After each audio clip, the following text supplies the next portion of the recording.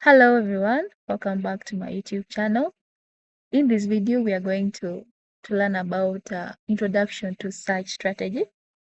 So stay tuned and watch because you're going to learn a lot from this video.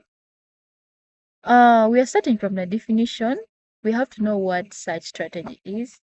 So here we have on our PowerPoint presentation, we have the definition. A search strategy is a structured systematic approach to finding literature on a specific topic. So, on knowing such strategy, you have to have your research question development. After having the research question development, you need to define the topic. You need to define the topic that you're going to research about. That's why you're starting with the research question development. So define the topic. Start by choosing a subject and outlining the specific manageable questions it raises. So you need to have your topic.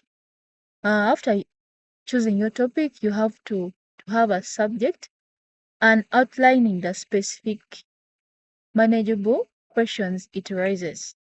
So in this process of search strategy, you also need to have structured frameworks. So in this here we say use frameworks to break down the topic, such as we have a topic here, we have population, intervention, comparison, outcome. So you get your topic and you break down the topic. Like this is one topic as a whole. So they have broken it down into these of population, intervention, comparison, and outcome. So this is how we, after getting your topic, you choose the subject and you break down the topic into words, that so that you can be able to search for them well and you get the right information. So here it says ideal for clinical or health sciences. Then here also there is another topic, for example, as the abbreviation says SPIDER. So when you've broken it down, simple, phenomenon of interest, design, evaluation, research type. So this is a whole topic which has been broken down as a simple, phenomenon of interest, design, evaluation.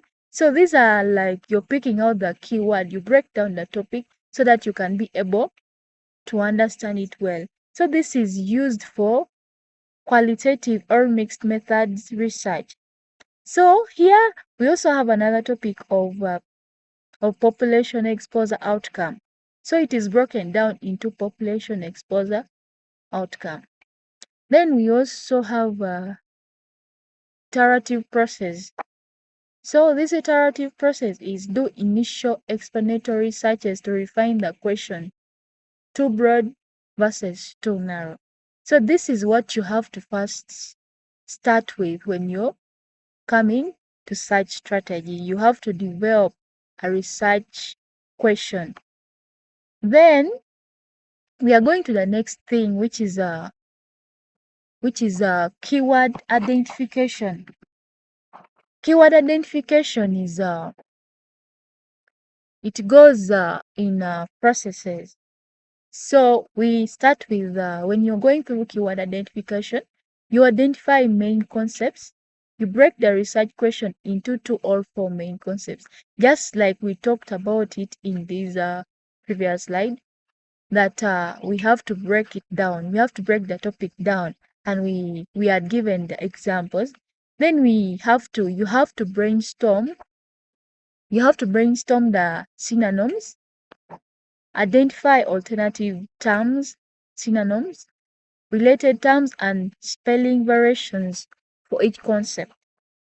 Then also you have to another one is controlled vocabulary or subject headings. Use database specific search to find standardized terms assigned to articles, ensuring comprehensive results. So this is all what you have to do in your keyword identification. Then we also have database selection. So we have to first define what is a database. You have to first know, before you go to database selection, you have to know what is a database.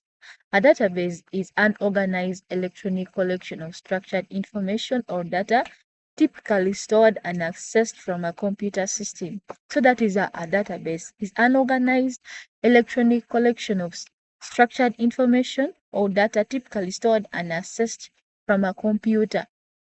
So the the database selection we have here, we have Google Scholar is also one of the database where you can get your information from, where you can access your information. Then we also have education. Education depends on where your research is. If it is academic related things, then you go and search from the database selection. Then we also have health and medicine. This depends on where you're doing your search from.